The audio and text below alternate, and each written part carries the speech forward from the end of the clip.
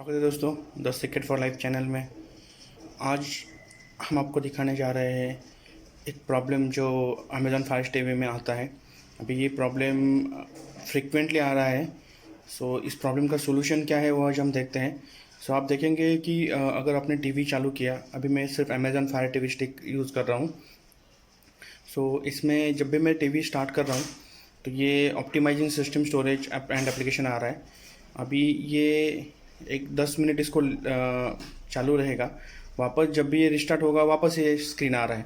इसका प्रॉब्लम जो है, ये प्रॉब्लम मुझे कल से आ रहा है एंड इस पर मैंने सर्च किया नेट पे एंड जो भी सोल्यूशन है वो आज हम देखने वाले हैं। इसका सोल्यूशन क्या है। ये देखिए, अभी ये स्क्रीन पे चल रहा है। अभी इसका सोल्यूशन हम देखते हैं।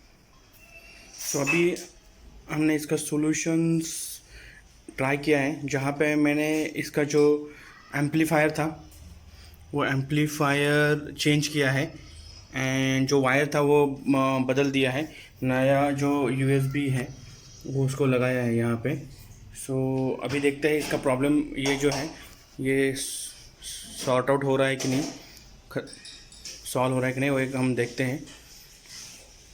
अभी एक बार ये वापस आएगा और जब भी ये कंप्लीट होगा your fire TV will start work. अभी ये हम देखते हैं। फर्स्ट टाइम ये वापस ऑप्टिमाइज़ कर रहा है। नया जो हमने पावर कनेक्शन उसको दिया है, नया एडाप्टर दिया है। ये दोस्तों मैंने देखा कि ये प्रॉब्लम फ्रीक्वेंटली अगर आ रहा है आपको, आप एडाप्टर और उसका जो यूएसबी है वो चेंज करके देख लीजिए। अभी मैं आपको एंड पे दिखाऊंगा। इसको अभी टाइम लगेगा 10 मिनट। इसका कंप्लीट होने के बाद हम देखते हैं कि ये प्रॉब्लम सॉल्व हुआ है कि नहीं। मैं आपको इस वीडियो में आगे दिखाऊंगा। आप देख रहे हैं इसका प्रोसेस फास्ट हो रहा है। ये सॉल्यूशन वर्क होगा। जब भी कोई आपको ऐसा इशू आ रहा है तो ये जैसे रिस्टार्ट हो रहा है, optimisation system storage and application बार बार आ रहा है, रिस्टार्ट होने के बाद वापस ही चालू हो रहा है, तो ये सॉल्यूशन ट्राई कीजिए। मैं आपको इसका एंड रिज़ल्ट भी दिखाऊंगा। और मैक्सिमम इसमें जो सजेशंस रहते हैं कि आपको अगर कुछ ये प्रॉब्लम आ रहा है, जैसे फ्रीक्वेंट रिस्टार्टिंग की प्रॉब्लम है, ये ऑप्टिमाइजेशन है बट फ्रीक्वेंट रिस्टार्ट हो रहा है, तो जो सॉल्यूशंस जो है जो प्रॉब्लम सॉल्यूशंस है वो आप ज़रूर ट्राई कीजिए। कि जैसे कि आप अगर एक्सटेंशन यूज़ कर रहे हैं तो एक्सटेंशन में उसको यूज़ मत कीजिए, मेन जो है मेन पावर प्लग में उसको यूज़ कीजिए, जैसे कि मैंने किया है। बिकॉज एक्सटेंशन पे ये फ्रीक्वेंट रिस्टार्ट होता है। एंड बाकी सोल्यूशन है, अगर ये हो रहा है तो आप एडेप्टर और उसकी वायर, बिकॉज यही एक रीज़न होता है कि मेन फ्रीक्वेंट रिस्टार्ट होने का, वो ज़रूर ट्राई कीजिए।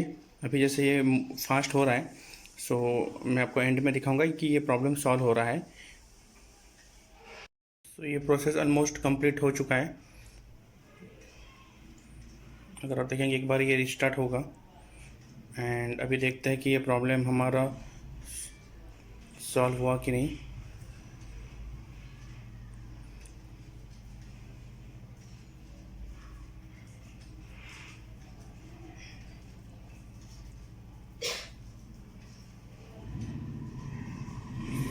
ये रिस्टार्ट हुआ है।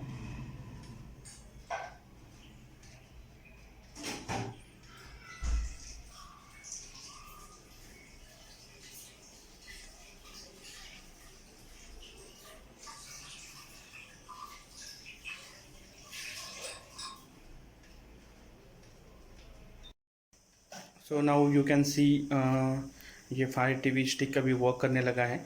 जो हमने सॉल्यूशन ट्राई किया, इट इज़ वर्किंग नाउ।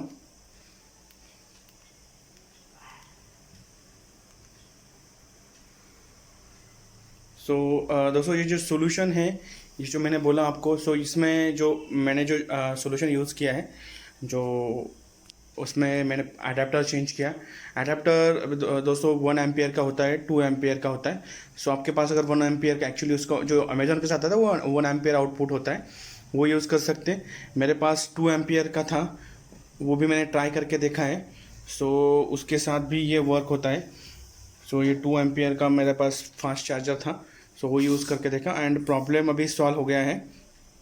और इसमें एक सोल्यूशन और भी है, प्रॉब्लम अगर आपका और भी एक सोल्यूशन है इसमें, अगर इससे भी नहीं होता तो HDMI पोर्ट जो है वो चेंज करके देखिए, HDMI पोर्ट में भी कभी कभी इश्यू होता है।